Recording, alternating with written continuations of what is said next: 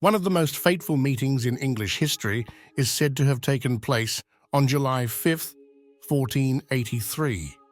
Within the Tower of London, Margaret Beaufort requested an audience with the new King Richard III. She implored him to allow her son, Henry Tudor, to return home from his exile in Brittany, citing an agreement she had made with Richard's late brother, King Edward IV, a year earlier. The monarch refused. Unknowingly, Richard set in motion a chain of events that would seal the fate of his dynasty. Within 2 years, Henry Tudor would defeat him at the Battle of Bosworth. Thus ended more than 3 centuries of Plantagenet rule. Richard fell on the battlefield, and Margaret's son ascended the throne as Henry VII, often described as the most unlikely king in English history. And all of it stemmed from a single, fateful no. Welcome or welcome back to Lemmy history. This is episode 1 of 4 in my series dedicated to the conflict between Richard III and Henry VII. As always, each episode can be enjoyed independently. But of course, I'd be delighted if you watch the entire series. The disaster that would set Richard and Henry on a deadly collision course had begun brewing as early as 1482, and neither man played any part in it. In all likelihood, neither could have imagined how profoundly these events would shape their destinies. The stage was set in Calais, England's last continental enclave, and a persistent thorn in the side of the French king. William Hastings, England's Lord Chamberlain and Edward IV's closest friend, was in charge there. He sent troubling reports home. The city was threatened on multiple fronts, and anxiety was palpable. Throughout 1482, we find in the sources a series of revoked letters of protection, documents Edward had issued for men supposed to serve under Hastings in Calais. Yet many of these men had never departed England. One example shows a man who had, in fact, remained comfortably in London. By July 1482, the king was forced to mobilize 1,000 archers and dispatch them to the continent to secure Calais, at a time when much of his army was still engaged in the Scottish campaign. It could hardly have come at a worse moment for Edward. Rumors soon began circulating in England. Hastings, it was said, no longer believed he could defend Calais. The story went that he planned to surrender the city to the French King Louis XI without resistance, even going so far as to have duplicate keys made and smuggled to the enemy. Not a word of it was true, yet the gossip spread rapidly. It was said that Hastings had even spent time imprisoned in the Tower while the king investigated the claims.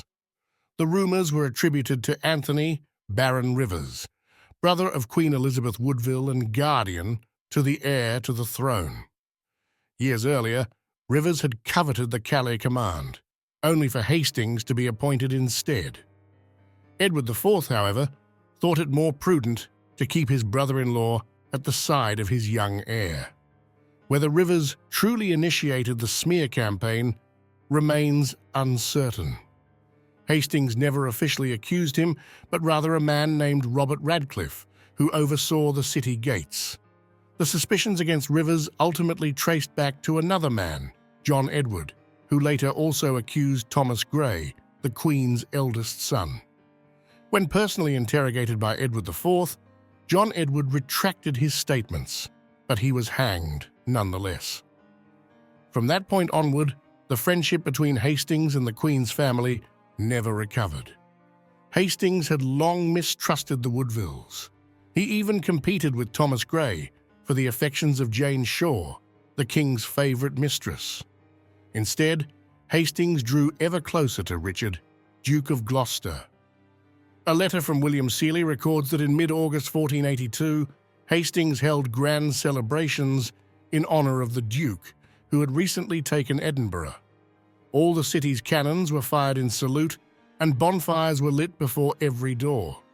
Meanwhile, new rumors began to circulate, this time alleging that it was Rivers who intended to surrender Calais to the French.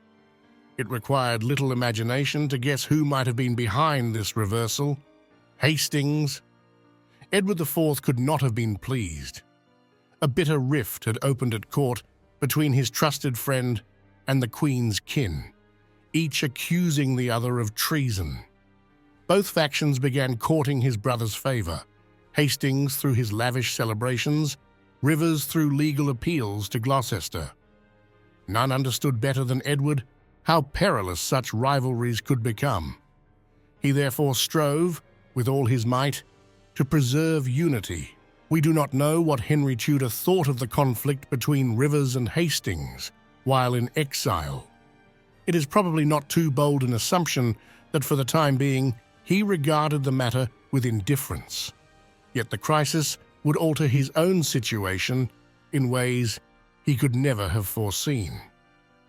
King Edward suddenly became far more conciliatory on the question of Henry's return. He was even willing to consider marrying one of his daughters to the last remaining heir of the House of Lancaster. Henry's mother, Margaret Beaufort, had never ceased to intercede for her son before the first Yorkist monarch. In 1471, however, it had seemed that all was lost. That year, Henry had fled to the continent with his uncle Jasper Tudor after the downfall of the Lancastrian Restoration. Both had supported King Henry VI during his brief return to power.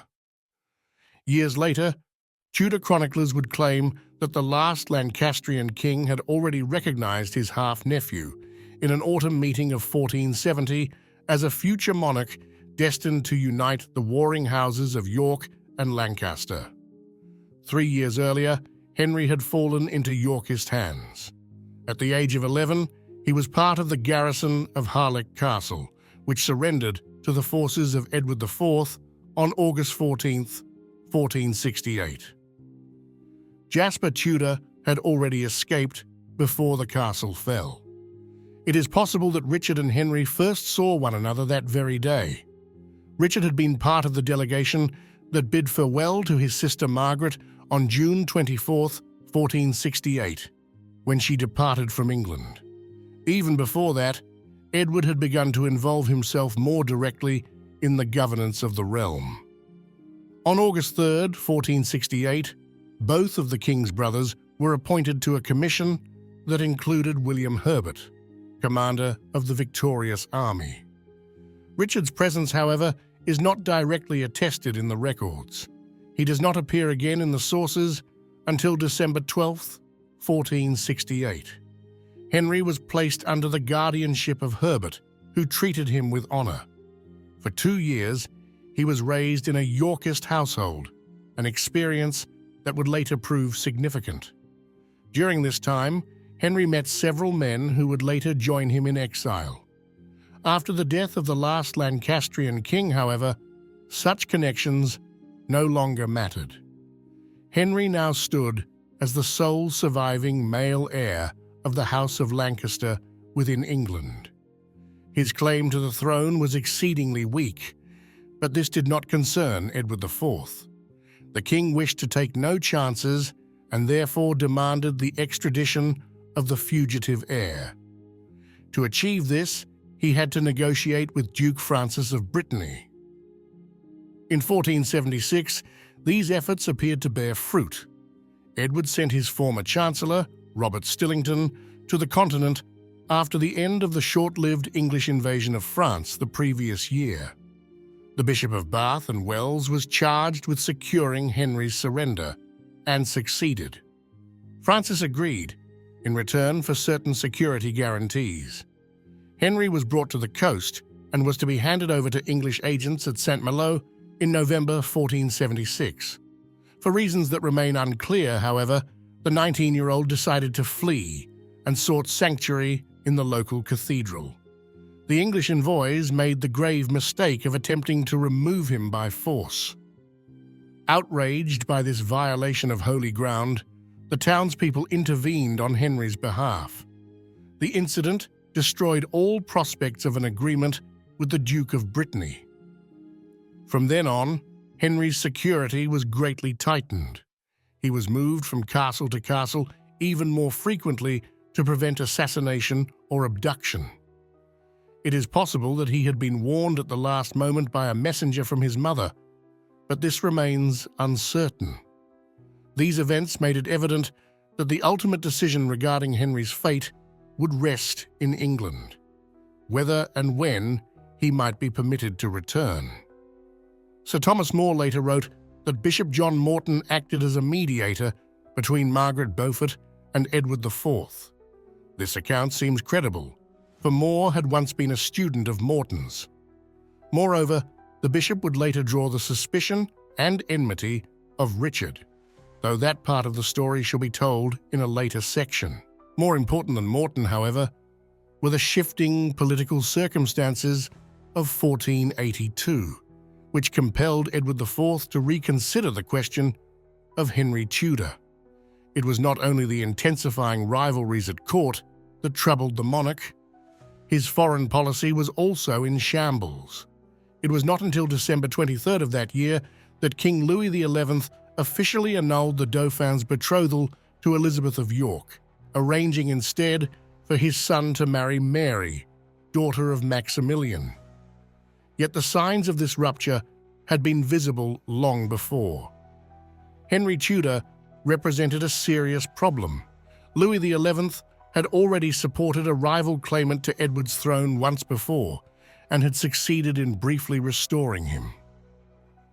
The reinstatement of Henry VI had not endured, but there was no reason to assume events would end more favorably this time.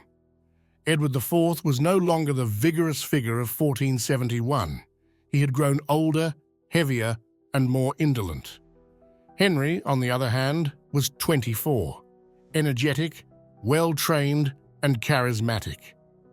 If the French king gained control over him, Henry would become entirely dependent upon Louis's will. Margaret Beaufort, too, could not have desired such an outcome. It was evident that Edward would seek vengeance against France once Elizabeth of York's broken engagement was formally confirmed.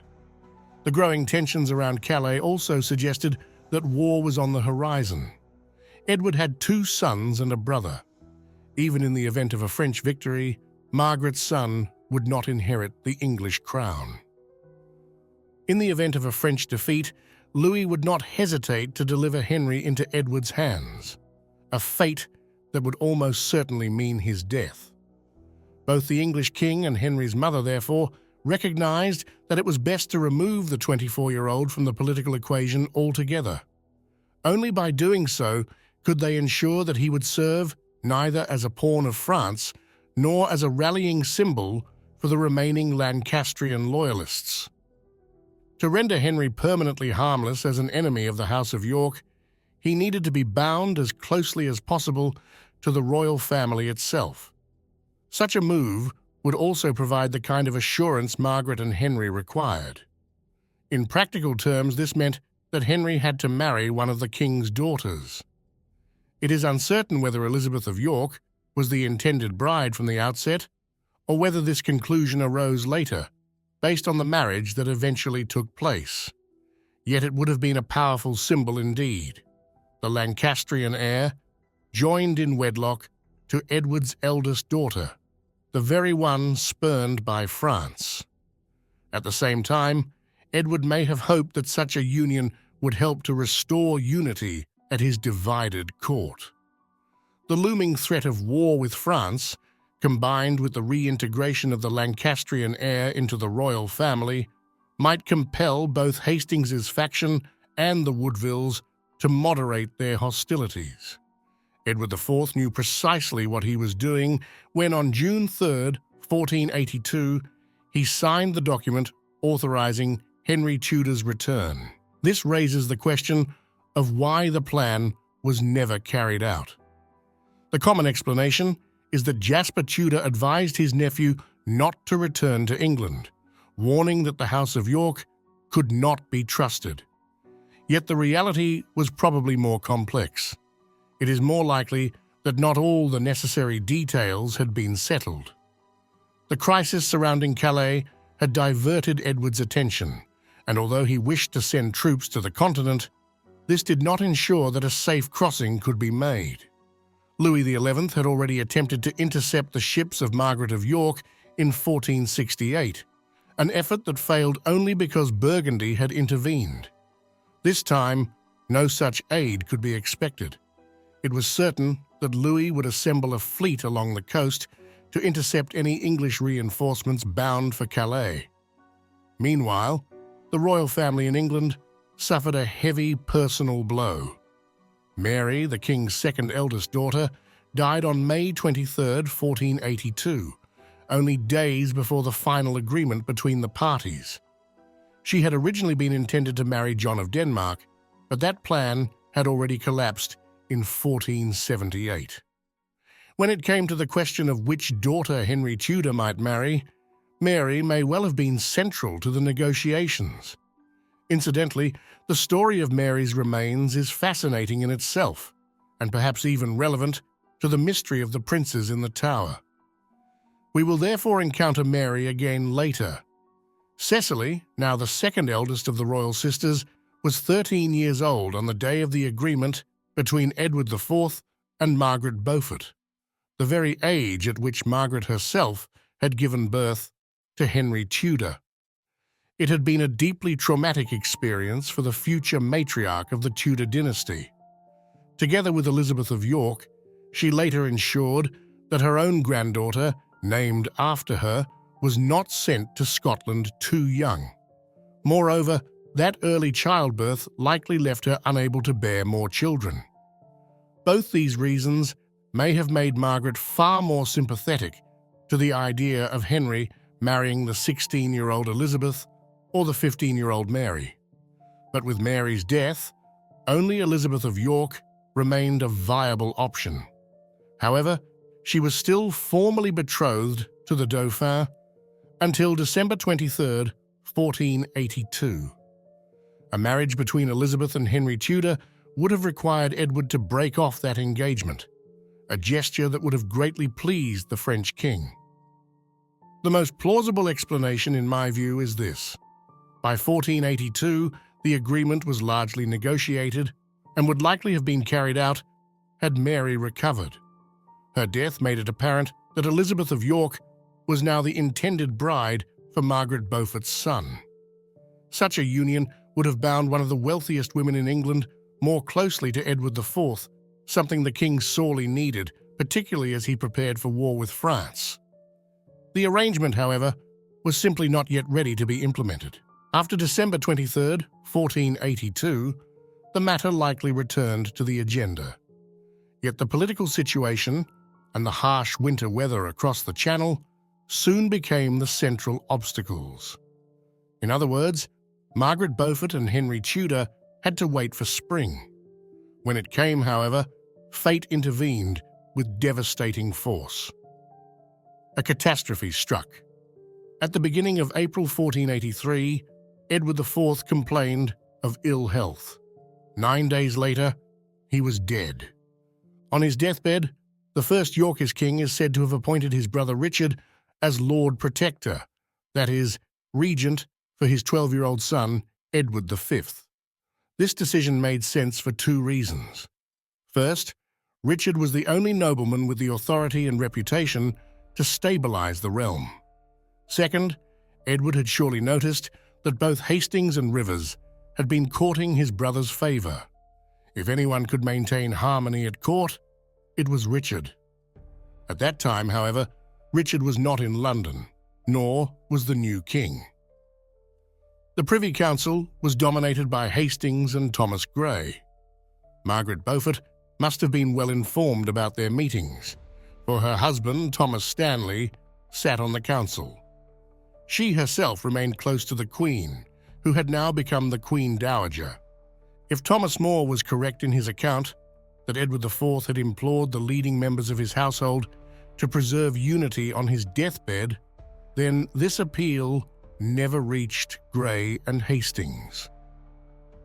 When the Woodvilles made decisions in the council without Richard, Hastings objected. The Queen's eldest son retorted that the council was sufficiently important to act even in the absence of the new king's uncle. Hastings understood the implication all too well. The Woodvilles intended to sideline Richard permanently. It was a fatal miscalculation, for from that moment, Hastings began to contemplate a coup. He is said to have boasted later that he had orchestrated a bloodless revolution against the Queen's family. Any hope that Richard might serve as a stabilizing force was thus destroyed. The Woodvilles had moved against him, and thereby sealed their fate.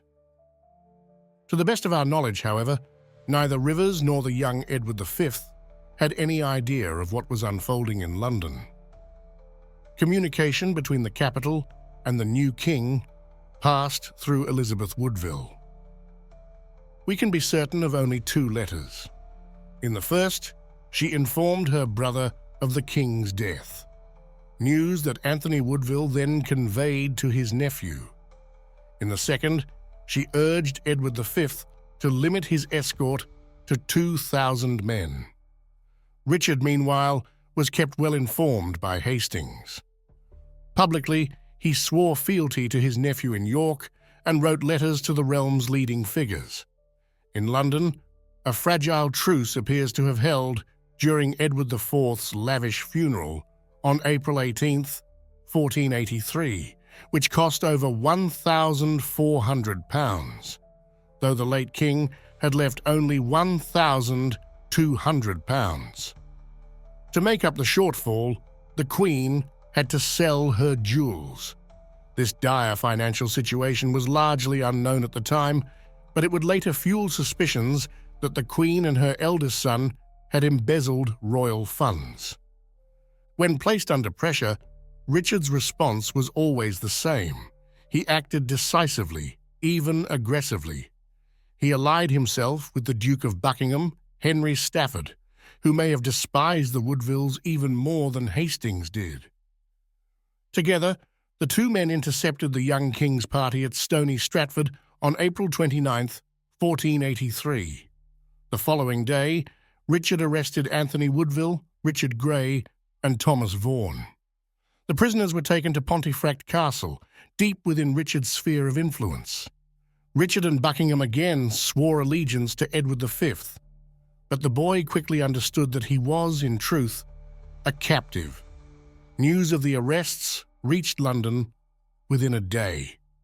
The Queen immediately sought sanctuary in Westminster Abbey with her entire family, while the Woodvilles began to gather troops in the capital. In London, Richard secured official confirmation of his position as Lord Protector. Edward V initially lodged with him at the Bishop's Palace above Crosby Gate. On May 9th, however, he was transferred to the Tower at Buckingham's request. The Protector and his ally, for their part, began to concentrate troops in and around the city. Westminster Abbey, where the Queen had taken refuge, was soon surrounded. When the Woodville supporters saw the scale of the opposing force, they reportedly laid down their arms. The relationship between Protector and King during this period was strained, yet not entirely hopeless. Paul Murray Kendall summarized Richard's perspective with a memorable line. He was expecting to find a nephew, but he only found one Woodville. Despite the tension, Edward and Richard jointly signed more than 50 official documents. With the King's consent, the Protector summoned Parliament to convene at the end of June, and preparations for the coronation, scheduled for June 22, proceeded within the Privy Council. Soon, however, dissent arose within the council. Certain members demanded that the Queen be treated with greater respect. We do not know precisely who raised the issue, but soon afterward, Richard divided the council, governing with a small circle of trusted confidants from the Bishop's Palace, while those he distrusted were permitted to meet separately in the Tower. Among the latter were Stanley, Morton, and Hastings. Margaret Beaufort's husband is said to have particularly resented this division. Hastings, as Lord Chamberlain of England, was required by his office to remain close to the king, so his presence in the Tower faction was natural. Yet he felt increasingly marginalized, excluded from influence without any clear cause. In the Tower, discussions reportedly took place, though our knowledge of them comes only from later Tudor chroniclers and must therefore be treated with caution. For the sake of completeness, however, they are worth noting, for they may shed light on what followed. According to these accounts, the Tower Council met without Hastings, but in the presence of the king. 2 points were said to have been raised. First, that William Catesby was to act as a spy, reporting the proceedings of the other council faction. And second, that Edward V demanded the release of Rivers, Grey, and Vaughan. In other words, a circle of resistance to the Protector had formed around Stanley and Morton, with the young king himself lending them his support. If such a resistance group truly existed, Hastings inevitably came into focus. He, Stanley, and Morton had been granted joint privileges in the past, shared responsibilities that suggest a close and effective working relationship. Stanley and Hastings were probably even friends. Edward IV's closest companion had gradually overcome his animosity toward the Woodvilles. In early June 1483, the entire Privy Council met for 4 hours at Westminster, yet no one spoke to the Queen, who was only a few yards away. This first raised fears that Richard himself aimed for the crown. Around the same time, he reportedly learned of a Woodville conspiracy against him. Some accounts also claim that Bishop Robert Stillington now informed Richard about his brother's supposed pre-contract with Eleanor Butler. Whatever the case, Richard's enthusiasm for maintaining his nephew on the throne waned with each passing day. Hastings, however, refused to crown anyone who was not a child of Edward IV. His lingering hatred of Rivers, though, left him vulnerable to Richard's manipulation.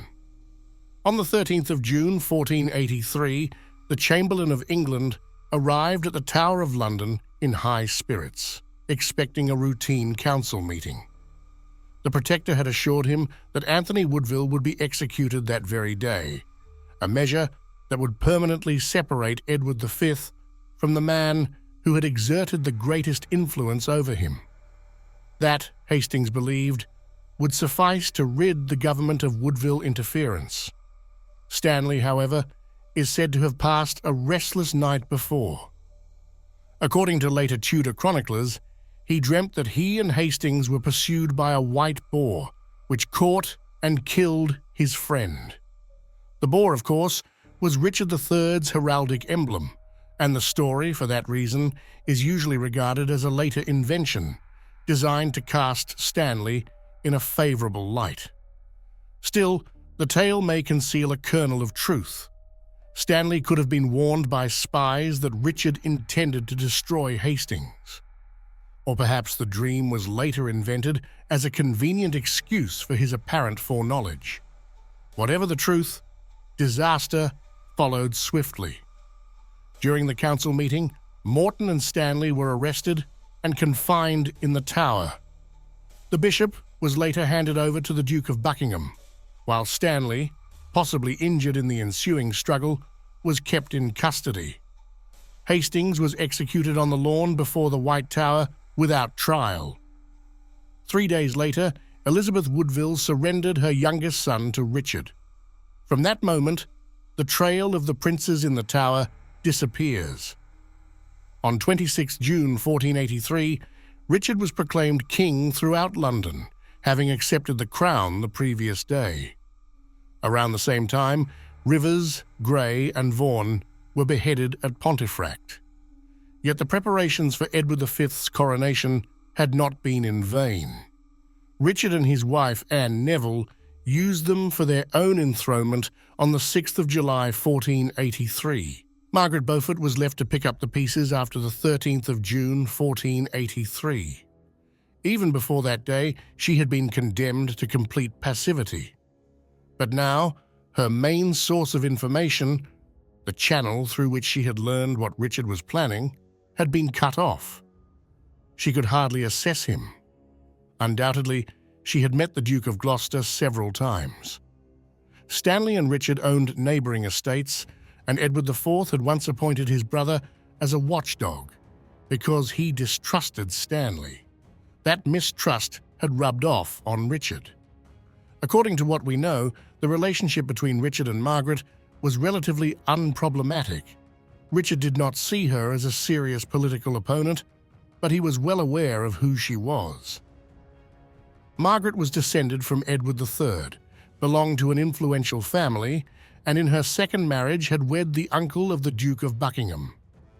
After that husband's death, she persuaded Thomas Stanley, one of the most skilled politicians of his age, to marry her. Richard did not view her as a threat, though he seems to have regarded her husband as a danger. Otherwise, he would hardly have overlooked the fact that Margaret's physician, Lewis Caerleon, travelled frequently between Westminster Sanctuary and her house at Cold Harbour, carrying secret messages back and forth between her and Queen Elizabeth Woodville. What Richard certainly knew was that he had not only inherited Edward IV's problem of disunity, but had aggravated it. He needed to act quickly to prevent his fragile government from collapsing in its first days. On the 4th of July, 1483, he arrived at the Tower of London with his wife and entourage to spend a short period there before the coronation, as was customary. On this occasion, he released Stanley from prison. Both he and Margaret Beaufort were graciously restored to favour and received at the king's side. Each played an important symbolic role during the coronation, and Stanley was even granted a position in Richard's household. For this reason, I do not believe that Richard refused a request from Margaret Beaufort on July 5, 1483. Although she and her husband had a private audience with the king that day, their discussion likely concerned other matters. After Stanley's release, it seems improbable that she would immediately press for her son's return. Richard had already shown generosity, and Margaret, having witnessed the turmoil of the preceding weeks, could not have been certain she could trust his consent. There is, however, a Tudor chronicler, Edward Hall, who claims that Richard agreed to the original plan.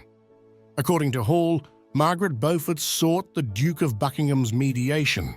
Richard received them and consented that Henry Tudor might marry one of the daughters of Edward IV. Jones and Underwood refer to this single, less reliable source in their biography of Margaret Beaufort. Personally, I believe Margaret approached Richard fairly early during his time as protector. It is difficult to imagine her raising such a matter in the aftermath of Hastings's execution and her husband's arrest. Richard included her in the coronation because he was striving for balance. Perhaps he also wished to give her some hope that a decision about Henry's return could be considered later. Margaret Beaufort, however, was finished with Richard III by that time. Allegedly, she was already involved in the first conspiracy that sought to restore Edward V to the throne, if such a conspiracy truly existed. On this point, we are almost entirely dependent on the Chronicle of John Stow, written about a century later. Stow referred to documents that are now lost, and his work contains numerous errors. According to Stow, several men, former members of Edward IV's household, planned to free the princes from the Tower. This would mean that they felt bound by loyalty both to Edward V and to William Hastings. The plan, so the story goes, was to set fire to the city, using the flames as a diversion large enough to allow them to break into the Tower. The scheme, however, was uncovered, and the supposed conspirators were executed. Margaret Beaufort's involvement has often been assumed because the plan allegedly included appeals for aid to Henry and Jasper Tudor. They were to come to London and lend their support and resources to the enterprise. If such intentions truly existed, it would indeed be logical to assume that the Tudors and Margaret Beaufort were part of the conspiracy. Their later actions seem to support this interpretation. Yet the evidence is so fragile that we must not treat it as certain. This is especially important because the failure of this plot is often cited as the supposed death sentence of the princes in the Tower. Richard issued an arrest warrant on the 29th of July, 1483, naming several men who were allegedly involved in the attempted rescue. This is the strongest piece of evidence that such a plot may have existed at all. Margaret Beaufort's name, however, is absent. If the plan was real, Richard was either not yet aware that she was among his enemies, or he did not wish to make that knowledge public. In the meantime, the Duke of Buckingham's affection for the new king had also cooled. We will discuss the reasons for this in the next episode.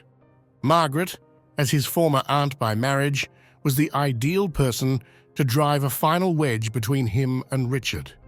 A meeting between them was perfectly unobjectionable given their shared family history. It is possible that this was precisely why the king had handed Morton over to Buckingham. The bishop was a close confidant of Henry Tudor's mother, and by assigning Stafford as his custodian, Richard sent a clear signal that the churchman would be treated with respect. It is likely that Margaret and Buckingham met in London. The Tudor chroniclers, however, have preserved a far more vivid version of events. Edward Hall describes Buckingham as encountering his former aunt quite by chance along a country road. His account reads almost like a first-person narrative from the Duke's own perspective. Allegedly, Buckingham, horrified by the murder of the princes in the Tower, was all ears to what his companion had to propose. We shall return to that in the next episode. For today, as always, thank you for watching. Please like, subscribe, and comment to support the channel.